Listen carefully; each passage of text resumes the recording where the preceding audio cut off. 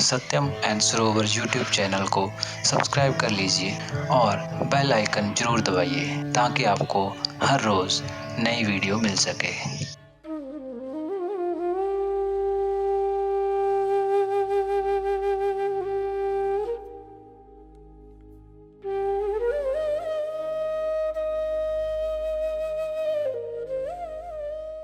Anagram का system है, क्या है, कैसे यूज़ होता है और इसकी जो मतलब बैकग्राउंड है उसके बारे में कुछ बताएं। एनीग्राम बहुत पुरानी डिवाइस है। सिस्टम ये बहुत पुराना है जो कि सूफियों के खानकाहों में यूज़ किया करते थे सूफी गुरु लोग, और अपने शिष्यों को जो उनकी मॉनिटरिंग के लिए, उनके स्पिरिचुअल डेवलपमेंट के लिए, उन्हें गाइड करने के लिए। मगर ये उन्हीं खानकाहों तक सीमित था, वहीं पे रहा था, आगे बाहर नहीं था दुनिया के लिए अवेलेबल। तो एक आर्मेनियन मिस्टिक जॉर्ज गुरजेफ संयोग से उन सूफियों के संपर्क में आए। अपनी स्पिरिचुअल जर्नी के दौरान उन्होंने उस सिस्टम को देखा और तो उनको लगा कि तो बड़ा पावरफुल सिस्टम है, सभी के यूज़ का है और सबको मिलना भी चाहिए।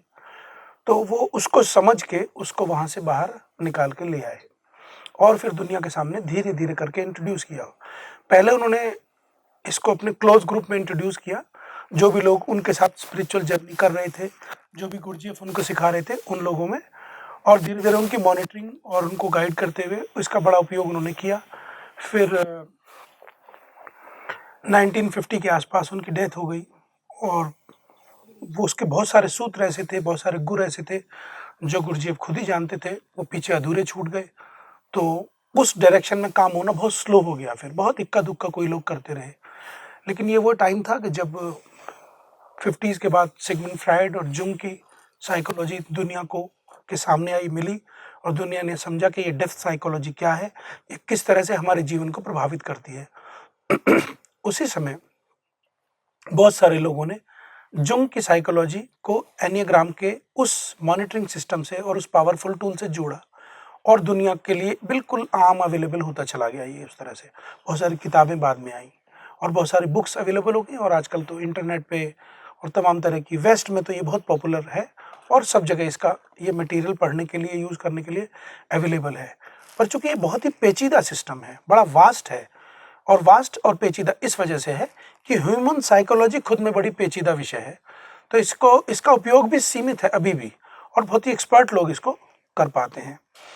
जो कुल मिला के एक लाइन में समझा जाए तो सेल्फ मॉनिटरिंग और सेल्फ डेवलपमेंट के लिए एनीग्राम बहुत ही पावरफुल टूल है अभी, क्योंकि ये कुछ नेचुरल लॉज पर आधारित है और ह्यूमन डिज़ाइन के ऊपर ही आधारित है। ह्यूमन डिज़ाइन को एक्सप्लोर करना हो किसी भी डायमेंशन में, फिजिकली, इमोशनली, मेंटली, स्पिरिचुअली, तो ये एक बहुत बड़ा आधार, एनीग्राम एक बहुत बड़ी पृष्ठभूमि हमें दे देता है सहयोग के लिए। अब इस समय जो एनीग्राम के, वैसे एनीग्राम के बहुत सारे यूज़ हैं, इस सिस्टम के बहुत सारे यूज़ हैं। जो पॉपुलर यूज़ हैं वो अपने ही व्यक्तित्व को और पर्सनैलिटी को समझने के लिए इसका होता है। तो पर्सनैलिटी को समझकर हम अनेक डायरेक्शन में, जीवन के अनेक दिशाओं में उसका उपयोग कर सकते हैं। हमारा व्यक्तित्व ही हमारे साथ होता है और यही हमें सफलता या असफलता का मुंह दिखाता है। वो रास्ता चाहे अध्यात्म का हो, चाहे संसार का हो। तो अगर हम अपने व्यक्तित्व के सारे ताने बाने को, इस पूरी जटिल जो उसका सिस्टम है उसको समझते हैं, कैसे वो काम करता है, किस तरह से वो मेंटेन रहता है, क्या उसकी पॉसिबिलिटीज़ होती हैं, क्या उसकी चैलेंज होते हैं, किस तरह से इमोशन प्रभावित करता है और किस तरह से हमारे डिसीजन उससे प्रभावित होते हैं, ये सारा का सारा मैपिंग जो है, इनर वर्ल्ड का जो मैपिंग है, ह्यूमन इनर वर्ल्ड का, ह्यूमन डिज़ाइन का, जब एनीग्राम की मदद से आदमी को मिलता है तो वो उस तरह से अपनी लाइफ को नेचुरली कंट्रोल कर पाता है, डिज़ाइन कर पाता है। तो स्पिरिचुअलिटी में भी इसका बड़ा उपयोग इसलिए हो जाता है कि हमें पहले कदम से पता है कि भाई ये रास्ता हमारे लिए, ये ध्यान, ये विधियाँ, ये ढंग हमारे लिए ज़्यादा मुफीद होगा, ज़्यादा अच्छा होगा, आसान होगा और सहज, नेचुरल होगा।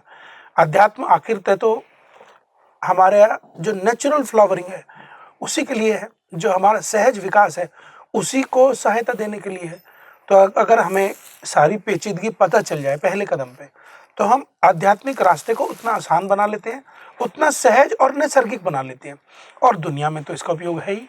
हमें जीवन में काम धाम करने होते हैं, जॉब, घर, परिवार चलाना होता है, और हमारे व्यक्तित्व को समझने से वो जो सारी चुनौतियों के बिंदु हैं जो हमारे रास्ते को कभी रुकावट बनते हैं, कभी हमें दूसरों से दूर ले जाते हैं, कभी हमें असफलता दिखाते हैं, वो सारे बिंदु जब हमें समझ में आने लगते हैं तो हम उस हिसाब से डिसीजन लेने लगते हैं, उतनी संवेदनशीलता हमारे भीतर मिलने लगती है।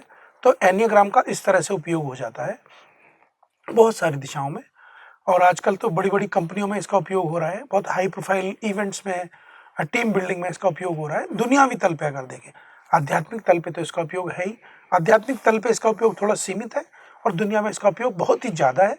तो इस नाते, और चूंकि लेकिन बस इतना है कि इंडिया में अभी इसका प्रयोग बहुत ज़्यादा हुआ नहीं है। कारण यह है कि ये जितना भी मटेरियल है, जितने भी बुक्स हैं, जितने भी एक्सपर्ट्स हैं, वो सब वेस्ट में मौजूद है, वहीं पर ये मटेरियल डेवलप हुआ है, वहीं इंग्लिश में बुक्स हैं।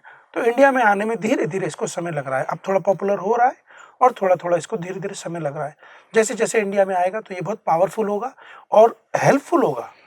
ये एक इंटेलिजेंट वे है कि हमें जिधर से हेल्प मिले, जिस भी रास्ते पर, सब तरफ से हमें हेल्प मिल जाए और हम लेके और अपने रास्ते पे चले जाएं। तो एनियोग्राम बेसिकली हमारी हेल्प के लिए बना हुआ एक बहुत ही प्योर और बड़ा लॉजिकल सिस्टम है।